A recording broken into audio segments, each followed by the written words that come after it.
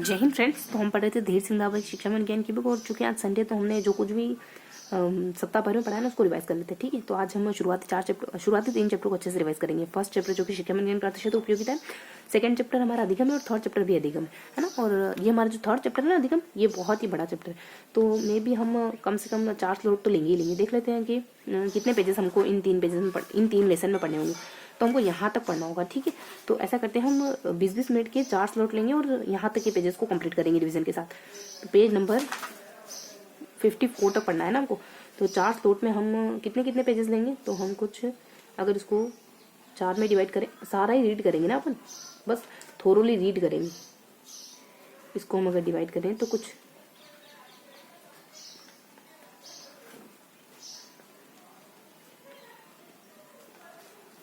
ठीक है, तो तकरीबन इतने पेजेस हमको पढ़ने होंगे। तो देख लेते हैं कि फर्स्ट हमको पहला लेसन ही पढ़ना होगा, कंप्लीटली पढ़ना होगा। तो अच्छा, पहला लेसन तो हमने यहाँ से शुरू करा है ना, तो थोड़ा आगे पीछे होगा हमारा यहाँ से। अब थोड़ा सा अपन बस फटाफट से शुरू करते हैं ना। तो ये कुछ इतने पेजेस रहने वाले हैं। ठीक है, तो ये कुछ 4 स्लॉट में हम डिवाइड करें ना, तो ये इतने पेजेस रहने वाले। देख लेते हैं कहाँ फिनिश हो रहा है ना। तो हमारा फर्स्ट स्लॉट खत्म होगा 16 पर, सेकेंड हमारा खत्म होगा 26 पर, थर्ड हमारा खत्म होगा 38 पर, फोर्थ हमारा 54 पर है ना। फोर्थ तो लास्ट होगा ही सही हमारा। और 16 और 36 ध्यान रखेंगे है ना। 16, 26 और 36 इस तरीके से ध्यान रखेंगे पर। ओके, तो फटाफट से शुरू करते हैं। तो कुछ चीज़ें स्किप करते चलेंगे, बहुत ज़्यादा इजी पॉइंट जो उनको फटाफट से पढ़ते चलेंगे। लास्ट वाला जो चैप्टर है ना विकास करके, वो थोड़ा ज़्यादा इंपॉर्टेंट है। उसमें हमको ना डिटेल से पढ़ने की जरूरत होगी, और अच्छे से पढ़ने की जरूरत होगी। नाम वगैरह, उपनाम वगैरह सारे अच्छे फैक्ट आएंगे उसमें। और जो पहला चैप्टर है ये भी ठीक है, और जो दूसरा चैप्टर है ना ये वाला, इसमें थोड़ा सा फटाफट से पढ़ेंगे अपन। ठीक है, तो शुरू करते हैं अपन यहाँ से। फर्स्ट स्लॉट अपना यहाँ तक पढ़ना है ना अपने को। कहाँ तक पढ़ना है, पेज नंबर 16। तो फटाफट से रीड करते हैं कि यहाँ से रीड करना है। शिक्षा मनोविज्ञान की उपयोगिता शिक्षा के लिए क्यों है। तो गेरसन कहते हैं मनोविज्ञान त्रुटि से हमारा रक्षा करता है। जोड़ कहते हैं शिक्षा प्रत्येक व्यक्ति की वश की बात नहीं है। कॉलेज कहते हैं शिक्षा मनोविज्ञान शिक्षा का विशिष्ट। देखो अपने को ये वाला लेसन अच्छे से पढ़ना होगा, सब कुछ पढ़ना होगा इसमें। एमसीक्यू तो अपन देखते नहीं, यहाँ भी थोड़ा थोरोली रीड करना होगा। बहुत सारी कॉन्सेप्चुअल बातें आएंगी। कॉन्सेप्चुअल बातों को अपन स्किप करेंगे, यहाँ पे कॉन्सेप्चुअल बातें इनको थोड़ा स्किप करेंगे। और 16 तक पढ़ना है, ये तो है ना विदिन 15 या 10 मिनट के दरमियान फिनिश हो जाएगा अपना। ठीक है, तो फटाफट से पढ़ लेते हैं। गेरसन क्या कहते हैं मनोविज्ञान त्रुटियों से हमारी रक्षा करता है। जोड़ के कहते हैं शिक्षा प्रत्येक व्यक्ति की वश की बात नहीं। कॉलेज कहते हैं शिक्षा मनोविज्ञान शिक्षा का विशिष्ट परिस्थितियों की विशिष्ट समस्या का समाधान करने के निर्णय प्रदान करता है। इसके लिए कहते हैं शिक्षा मनोविज्ञान शिक्षा के लिए तैयार की आधारशिला है, और यह अध्यापक को शिक्षण विधियों का चुनाव करने व सीखने के अनेक सिद्धांत प्रस्तुत भी करता है।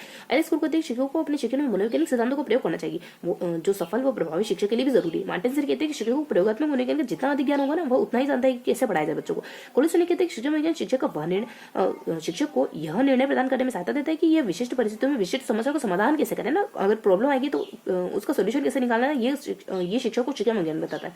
कुमारस्वामी कहते हैं मनोविज्ञान शिक्षक को अनेक धारणाएं एवं सिद्धांत प्रदान करता है, और जिससे उसकी उन्नति में योगदान मिलता है। पिल कहते हैं शिक्षा मनोविज्ञान अध्यापक को विद्यार्थी के विकास को समझने, उसकी क्षमता को जानने सीखने की प्रक्रिया से अवगत कराता है। ब्लेयर कहते हैं मनोविज्ञान निष्पक्ष की विधियों से अप्रशिक्षित कोई भी व्यक्ति उन कार्यों और कर्तव्यों का पालन नहीं कर सकता जिसका दायित्व उस पर है। थॉमस वुलर कहते हैं अध्यापकों को उतना ही बच्चों के स्वभाव का ज्ञान होना चाहिए जितना कि पुस्तकों का ज्ञान है उसको। अब देख लेते हैं और शिक्षा मनोविज्ञान की उपयोगिता एक शिक्षक के लिए, और कौन सी उपयोगिता एक टीचर के लिए। जन्मजात स्वभाव का ज्ञान प्राप्त करने में सहायक है। बालक की आवश्यकताओं समस्या को जानने में सहायक है। बाल विकास का ज्ञान प्राप्त करने, व्यक्तिगत विभिन्नताओं का ज्ञान प्राप्त करने में, चरित्र का निर्माण करना हो तो, विद्यार्थियों का सर्वांगीण विकास करना हो तो, शिक्षण विधि का चयन करना हो तो, समय सारणी का निर्माण करना हो, आत्मानुशासन स्थापित करना हो तो, और उपयोगी पाठ्यक्रम बनाने में, शिक्षक को प्रभावी बनाने में, शिक्षण को प्रभावी बनाने में, और अचेतन मन का ज्ञान प्राप्त करना हो बच्चे के बारे में, बच्चे के अचेतन मन का निर्देशन प्राप्त करना हो, अध्यापक छात्र संबंधों को सुधारना हो, या फिर आत्मज्ञान में अपने खुद के बारे में जानना हो। विद्यार्थी अधिगम करने के लिए शिक्षा मनोविज्ञान की क्यों जरूरत, एक स्टूडेंट के लिए शिक्षा मनोविज्ञान क्यों जरूरी है, साइकोलॉजी को एजुकेशन साइकोलॉजी को। विलियम जेम्स क्या कहते हैं, एक पुस्तक है इनकी टॉक टू टीचर, शिक्षा मनोविज्ञान की प्रथम पाठ्य पुस्तक। इनमें बताते हैं कि शिक्षण प्रत्येक स्थान पर मनोवैज्ञानिक संबंध रखता है। मनोविज्ञान हमें गलत धारणाओं, नियमों, त्रुटियों से बचा देता है। स्वयं की योग्यता और शक्तियों को जानना हो तो मनोविज्ञान जरूरी है। अधिगम हेतु अभिप्रेरित रहना हो तो, ध्यान व रुचि को जागृत करना हो तो, वंशानुगुण वातावरण का ज्ञान लेना हो तो, स्वमूल्यांकन करना हो तो, व्यवहार का परिमार्जन करना हो तो, शिक्षण अधिगम उद्देश्यों को प्राप्त करना हो तो, शारीरिक और मानसिक विकास का ज्ञान करना हो, रुचि व मूल प्रवृत्तियों को जानना हो, आत्म मूल्यांकन करना हो तो, इन सब के लिए शिक्षा मनोविज्ञान जरूरी होता है। कुपुस्वामी कहते हैं शिक्षा मनोविज्ञान का उद्देश्य मनोविज्ञान के सिद्धांतों को उत्तम शिक्षण व उत्तम अधिगम के हितों के लिए उपयोग करना होता है। ठीक है, अब देखें ये कहते हैं कि शिक्षा मनोविज्ञान का उद्देश्य उसका ज्यादा से ज्यादा उपयोग करा जाए अच्छे शिक्षण में।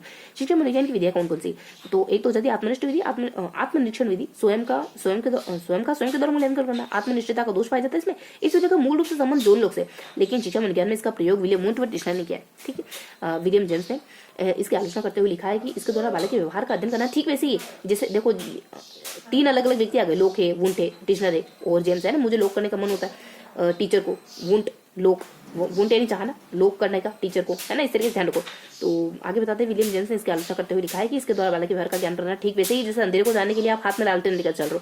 लाभ है, सरल है, प्राचीन है, कम समय लगता है और ज्यादा कुछ नहीं। हानि है, अचेतन के बारे में पता नहीं चलता, सार्वभौमिक प्रयोग नहीं हो सकता, वस्तुनिष्ठता तो होती ही नहीं इसमें। गाथा वर्णन विधि के कुछ निश्चित बिंदुओं के आधार पर व्यक्ति अपनी जीवन गाथा लिखता है और यहाँ पर कुछ वस्तुनिष्ठ विधि के बारे में वस्तुनिष्ठ विधि देखेंगे।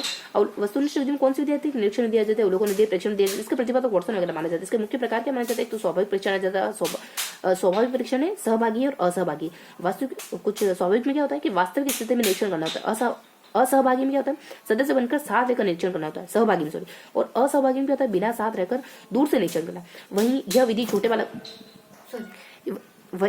विधि छोटे बालक जानवर पागल का अध्ययन करने के लिए ठीक मानी जाती है। अन्य प्रकार के इसका औपचारिक अनौपचारिक है, निर्देशित अवलोकन करना, प्रमाणित अवलोकन, ये अन्य प्रकार देखो औपचारिक और अनौपचारिक तो अपन जान जाते हैं, लेकिन निर्देशित और प्रमाणित अवलोकन ये थोड़ा जुदा है, इनको ध्यान रखेंगे। ठीक है, अब आगे बढ़ जाते हैं अपन कि अवलोकन विधि ज्ञानेंद्रियों पर आधारित प्रत्यक्ष विधि होती है जो ये औपचारिक अनौपचारिक गुणात्मक व संख्यात्मक रूप में होती है। अवलोकन के गुण क्या होते हैं? वस्तुनिष्ठ व वैज्ञानिक होना, नियोजन अनियोजित व क्रमबद्ध होना, विशिष्ट बच्चों के उपचार में उपयोगी होती है, विश्वसनीय व मितव्ययी होती है, परिवर्तनशील होती है। ये विधि कौन सी? अवलोकन विधि। अब अवलोकन के दोष क्या हो सकते हैं? देखो, प्रशिक्षित अवलोकनकर्ता का अभाव होता है, व्यक्तिगत समस्या को समाधान नहीं हो सकता अवलोकन से, अचेतन मन के बारे में जानकारी नहीं मिल सकती। प्रयोगात्मक विधि कौन सी? इसके प्रतिपादक विलियम वुंट माने जाते हैं। इसमें पूर्व निर्धारित दशाओं में मानव व्यवहार को देखा जाता है, उद्दीपक और अनुकृति के बीच के संबंधों को जाना जाता है। इसके साथ ही इसकी शुरुआत समस्या से होती है और कार्यकरण संबंध की स्थापना में सहायता करती है। इसकी शुरुआत समस्या से होती है, ध्यान रखिए। प्रयोगात्मक विधि के चरण क्या है? देखो, समस्या से प्रयोग का प्रारंभ करना, समस्या संबंधित साहित्य का अध्ययन करना, है ना, मतलब समस्या के बारे में आपको खोजबीन करनी, समस्या से शुरुआत करेंगे, समस्या के बारे में जानेंगे, समस्या संबंधित परिकल्पना, समस्या के बारे में संभावित समाधान खोजेंगे, प्रयोज्य का विषय का चयन करना। अब यहाँ से कुछ अलग पॉइंट आ गए ना, थोड़े अलग से लग रहे हैं। प्रयोज्य विषय का चयन करना, जिन पर प्रयोग होना है, प्रयोज्य विषय, अच्छा मतलब जिस पर अपन प्रयोग करने वाले, प्रयोज्य विषय का चयन करना, बालक का चयन करना, मान लो चर का अध्ययन करना, स्वतंत्र है, जैविक, आश्रित है, ये थोड़े अलग चरण को टेक्निकल तरीके से ध्यान रखेंगे, ABCD करके कुछ अल्फाबेट। प्रयोग की योजना बनाना, है ना, ये देखो कि फिर प्रयोग की योजना बनाना, उपकरण व सामग्री का वितरण करना। तो यहाँ से देखो थोड़ा सा हमें टेक्निकल तरीके से याद करना होता है। इस वजह से ट्रिक लिखी हुई कि सबसे और यस और नुप है ना, तो अनूप सबसे यस बुलवाओ, तो सबसे यस बुलवाओ कौन? अनूप ऐसे ध्यान रखो, इसको साइलेंट करते हुए थोड़ा ट्रिकी तरीके से ध्यान रखना होगा कि योजना बनाना है, फिर सब उपकरण सामग्री का वितरण करना है, इससे उसका न से नियंत्रण करना, न से निर्देश प्रयोजों को, फिर वी से विधि वगैरह और पी से परिणाम वगैरह और ऐसे सामान्यीकरण, इस तरीके से बिंदु होते हैं कुछ, है ना। लाभ क्या है? विश्वसनीय, वस्तुनिष्ठ, वैज्ञानिक, सार्वभौमिक विधि है, भविष्यवाणी करने में उपयोगी, परिकल्पना है, परीक्षण में सर्वोत्तम विधि है, पाठ्यक्रम निर्माण है, शिक्षण विधि है, समय सारणी का निर्माण करना, मूल्यांकन निर्देशन में शिक्षा के उद्देश्य निर्धारण में भी ज्यादा उपयोगी है ना, में भी उपयोगी। हानि है कि इसकी महंगी, समय अधिक लगता है, इसमें प्रशिक्षण की जरूरत होती है। टिश्नर कहते हैं प्रयोगात्मक आदर्शन सर्वोत्तम मनोवैज्ञानिक विधि, प्रयोगात्मक टिश्नर इसकी तारीफ करते हैं। अब व्यक्ति इतिहास विधि क्या है? देखो, प्रतिपादक टाइमलाइन माना जाता है, भूतकाल से लेकर वर्तमान काल तक का इसमें अध्ययन करा जाता है। इस विधि का प्रयोग मूल रूप से समस्यात्मक बालक, बाल प्रतिबालक, मानसिक रोगी है, प्रतिभाशाली बालक, इनमें किया जाता है। क्रोन को क्या कहते हैं? इसमें व्यक्ति विगत इतिहास और वर्तमान स्थिति शामिल होती है और इसका प्रयोग छात्र की गंभीर समस्याओं को जानने के लिए करा जाता है ना। विगत इतिहास की और वर्तमान की स्थिति क्रोन ने परिभाषित है। और पीटीएन क्या कहते हैं? किसी व्यक्ति या समूह का गहन अध्ययन करना। सोपान के इसको देखो, इसको सोपान को अपन ऐसे याद करेंगे, कुछ कप और S3 कुछ के कपल है ना, तो कपल करके और S3 करके, है ना, मान लो कपल करके ध्यान करेंगे। तो कैसे केस करना, मतलब कैसे केस ज्ञात करना है, और पी से परियोजना का निर्माण करना है, और फिर अपने विद्यार्थी, माता पिता, अध्यापक और समाज से जानकारी एकत्रित करना है। ये तो कुछ खास नहीं, मतलब जानकारी एकत्रित करना है। उसके बाद S3 से सूचना को विश्लेषण करना, सूचना, समस्या और समायोजन। देखो बड़े सूचना, समस्या, दिन समायोजन, है ना, इस तरीके से ध्यान रखोगे S3 से। और बस यहाँ तो कुछ है ही नहीं ज्यादा।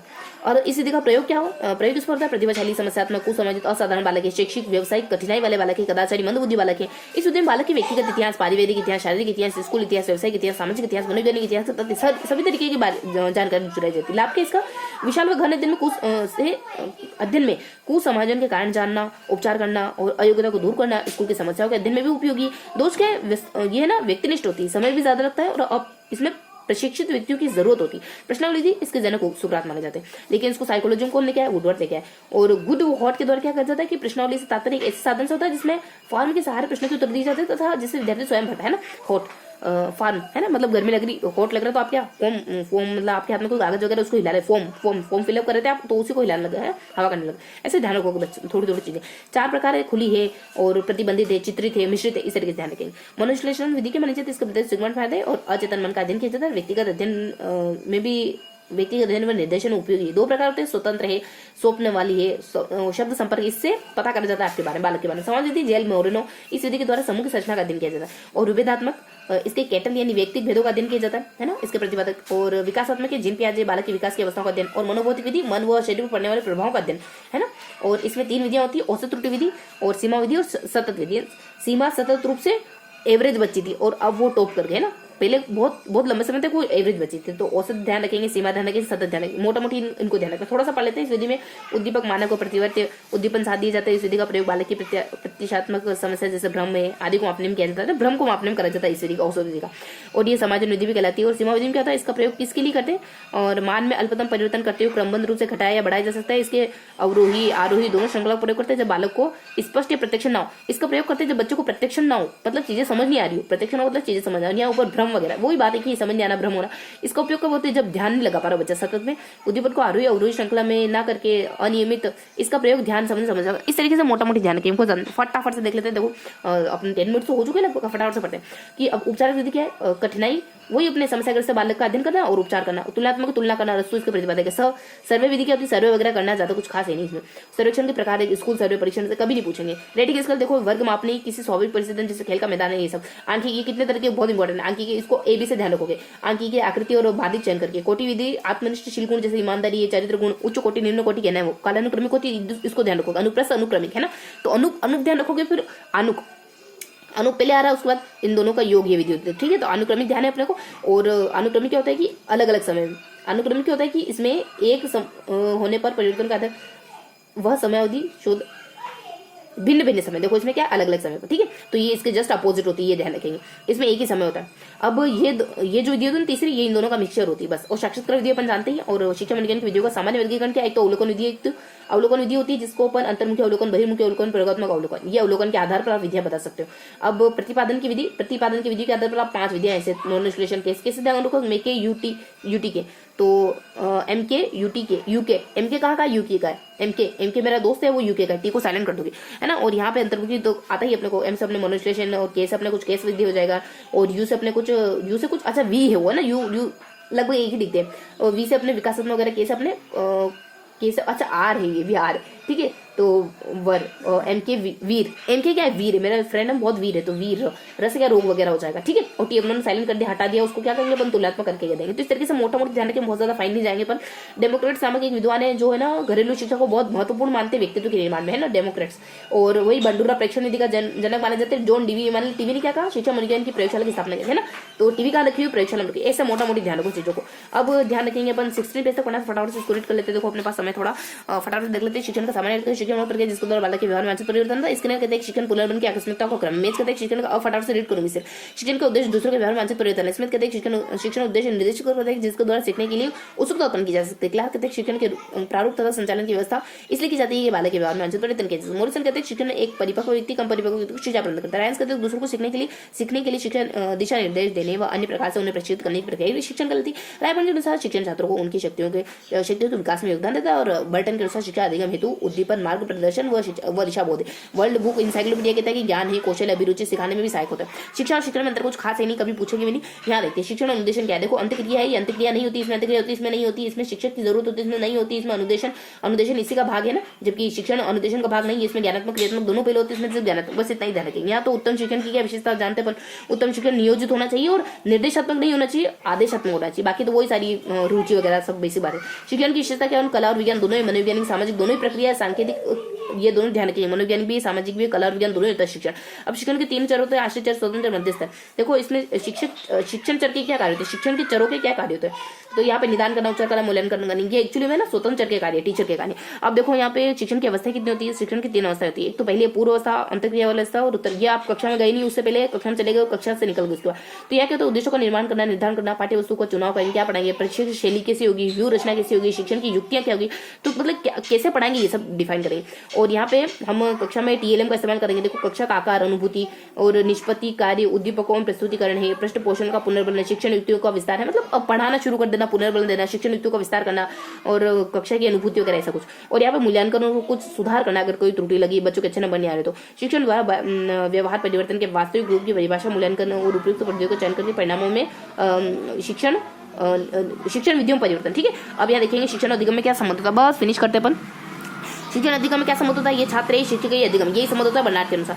वही शिक्षण अधिगम अनुदेशन संबंध क्या होता है, ये संबंध होता है। अधिगम है, ये शिक्षण है, तो ये यहाँ पे अनुदेशन है। शिक्षण अधिगम के आधार कितने होते हैं, कोई जरूरी नहीं। शिक्षण अधिगम के सोपान कितने होते हैं, डेविस के द्वारा कितने बताएंगे, management of teaching and learning. Teaching and learning की किताब लिखी देवी ने, खुद देवी ने आकर लिखी है। अब देखें यहाँ पे भी कुछ नाम आया था हमारा कि जैक्सन, ये जो है ना, ये जैक्सन के द्वारा, हाँ ये जैक्सन के द्वारा दिया जाता है, ये बर्नार्ड के द्वारा, और ये जो बताया गया ये डेविस के द्वारा, सोपान जो डेविस के द्वारा। फटाफट से लेते हैं 4 सोपान उसमें कौन कौन से, तो प्लानिंग करना, व्यवस्था करना, मार्गदर्शन करना, नियंत्रण करना। PM इसको ध्यान रखेंगे, PM को कैसे ध्यान रखोगे, PV मन तो PM को ध्यान रखोगे। ठीक है, PM को ये CO से कहोगे ना, और बीच में अपने एक O अपन साइलेंट करते हैं। चलो इस तरीके से याद करते, PM को से याद करोगे, बस ये ध्यान रखो। अब देखोगे कि शिक्षण के विशिष्ट उद्देश्य होते हैं कुछ। एक तो कौन सा परंपरागत शिक्षण के उद्देश्य होते हैं, एक अनुदेशन सिद्धांत होता है, एक शिक्षण व्यवहार का सिद्धांत होता है। शिक्षण के सिद्धांत बता रही हूँ ना, तो ये परंपरागत शिक्षण का सिद्धांत है, ये अनुदेशन का सिद्धांत है, ये शिक्षण व्यवहार का सिद्धांत है, शिक्षण का मनोवैज्ञानिक सिद्धांत है, शिक्षण का ज्ञानात्मक सिद्धांत है, शिक्षण का गणितीय सिद्धांत। अब इनमें कुछ विद्वानों के नाम है, फटाफट से देख लेते हैं। इसमें न्यूटन में क्या था, सुकरात है, और संप्रेषण में हर्बर्ट आ जाता है, परिवर्तन सिद्धांत में थोंडाइक, इसके गुथरी, और पारस्परिक परीक्षा में सचमैन है, और अनुदेशन में गार्डन आते हैं, शिक्षक में सामाजिक प्राणी म्यूकोजेम स्मिथ आ जाता है। मनोवैज्ञानिक सिद्धांत में कौन कौन आएगा, तो यहाँ पे अपने रॉबर्ट ग्लेशियर आ जाएंगे, और यहाँ पे ज्ञानात्मक ब्रूनर, टाबा, आशुबेले और फिल्टराइज्ड आ जाएंगे। गणितीय में कौन सा आ जाएगा, डियर है, एटकिंसन है, ब्रूश है, मास्टले है, एस्टे है, बीडिल है, हरमन है, इसीगल, बहुत ज्यादा कभी नहीं पूछेंगे। तो अब शिक्षण के सिद्धांत कौन से, तो मनोवैज्ञानिक सिद्धांत कौन से, तत्परता का अभ्यास का पुनर्वक्र, ये तो अपन अच्छे से जानते हैं। और शिक्षण के सामान्य सिद्धांत जानते हो, निश्चित अनिश्चित, बाल केंद्रित है, क्रियाशीलता वाला, पुनर्लोकतांत्रिक, व्यक्तिगत भिन्नता, वास्तविक जीवन संबंध, ये सब जानते हैं। चयन का, अनुकूलन का प्रभाव, बहुत सिंपल से। तो शिक्षण के सूत्र भी वो है, तो सरल से कठिन, निश्चित से अनिश्चित, अनुभव से युक्ति युक्त, ये ध्यान, मूर्त से अमूर्त अपन जानते हैं, विश्लेषण से संश्लेषण होता है, बस V से S होता है, ध्यान रखेंगे। विश्लेषण, विशिष्ट, सामान्य, मनोवैज्ञानिक, ये तो अपन जानते हैं, आगमन से निगम, पूर्ण संच। अब थोड़ा सा अपन 16 पेज ये पढ़ लेते हैं। देखो यहाँ बहुत ज्यादा इंपॉर्टेंट है। हर्बर्ट ने क्या बताया, ये तो स्तर के आधार पर शिक्षण के प्रतिमान, शिक्षण कितने आधार पर, स्तर के आधार पर शिक्षण 3 तरीके का होता है। एक तो स्मृति, तो बहुत चिंतन, स्मृति के बारे में पढ़ना है, हर्बर्ट ने दिया। इसका उद्देश्य क्या होता है, छात्रों में निम्नलिखित चीजें हो जानी चाहिए। मानसिक पक्षों का प्रशिक्षण है, तथ्य याद करना, तथ्यों को याद करना, तथ्यों को याद करना। मेमोरी का उद्देश्य क्या है, तथ्य याद करना, इसका सर्चना। मतलब हर्बर्ट ने पंचपदी प्रणाली भी कहा है इसी को। इसके 5 सोपान है, किसकी, स्मृति स्तर के 5 सोपान है, बस फिनिश करते। तो मेमोरी लेवल उसके 5 सोपान है। पहला प्रस्तावना, देखो कैसे याद रखोगे, यहाँ पे प्रस्तावना, प्रस्तुतिकरण, तुलना, PP और कुछ पप्तू निप है ना, पप्पू निप यानी पप्पू अभी मान लो निप से दूध पीता है, ऐसे ध्यान रखो, पप्तू निप। तो प्रस्तावना, प्रस्तुतिकरण, टू से तुलना वगैरह, नी से निष्कर्ष वगैरह, पी से और प्रयोग वगैरह, पप्तू निप, ऐसे ध्यान रखोगे। इसके सामाजिक प्रणाली क्या होती है, और इसमें क्या होता है कि कक्षा में शिक्षक अधिक सक्रिय होता है इसमें, जानते अपन, और पाठ्य पुस्तक प्रस्तुत करता है, और छात्रों का गौण स्थान होता है, चुपचाप बस टीचर बोले जाता है। मूल्यांकन कैसा होता है, देखो आपको ये देखना है कि आपने कितनी चीजें याद कर ली, कितनी चीजें मेमोरी के लेवल पे याद कर ली। तो यहाँ पे आप परीक्षा में रटने की क्षमता पर जोर होता है। मूल्यांकन लिखित और अलिखित दोनों ही कर सकते हैं, प्रत्यय संबंध वाले क्वेश्चन पूछेंगे। अब आ जाते हैं मोरिसन के बौद्ध स्तर पर। बौद्ध स्तर क्या होता है, विभिन्न तथ्यों का संबंध खोजना, संचालन करना, सामान्यीकरण करना, संबंध का बोध करना, ये सब होता है। अब यहाँ देखो एक ही चीज आ रही है अपने बौद्ध स्तर में, शिक्षक छात्रों के समक्ष पाठ्य पुस्तक को इस प्रकार प्रस्तुत करता है कि छात्रों को बहुत से अधिक मिले और छात्रों के आवश्यक सूझबूझ उत्पन्न हो, और शिक्षक छात्र दोनों काफी सक्रिय होते हैं। शिक्षण केंद्रित, छात्र केंद्रित होता है, सूझबूझ से होता है। अब यहाँ देखो इसके प्रत्येक का स्वामित्व प्राप्त करना है ना, इसका उद्देश्य क्या होता है, जो भी चीजें समझ रहे हो उसमें स्वामित्व, मास्टरी आ जाए, क्या है, मास्टरी आ जाए। तो ये हमारे इसके बहुत लेवल का उद्देश्य होता है। बस थोड़ा सा पढ़ लेते हैं, इसके कितने सोपान है, इसके भी 5 सोपान है। किस तरह आप इसके क्या अन्वेषण करना, ये तो अपन देखो टीचर अन्वेषण करके बच्चों के सामने प्रस्तुत करेगा तो बच्चे अच्छे से आत्मसात कर लेंगे, व्यवस्थित रूप से रखेगा तो बच्चे अभिव्यक्त भी कर लेंगे। थोड़ा सा इस तरीके से याद करेंगे। तो इस तरीके से हमने पेज नंबर 16 तक कर लिया। तो ये था हमारा आज का रिवीजन का फर्स्ट स्लॉट। ऐसे ही अपन 4 स्लॉट और लेंगे और 3 लेसन को कंप्लीट करेंगे। ठीक है, तो मिलते हैं अपन सेकंड स्लॉट में। ओके।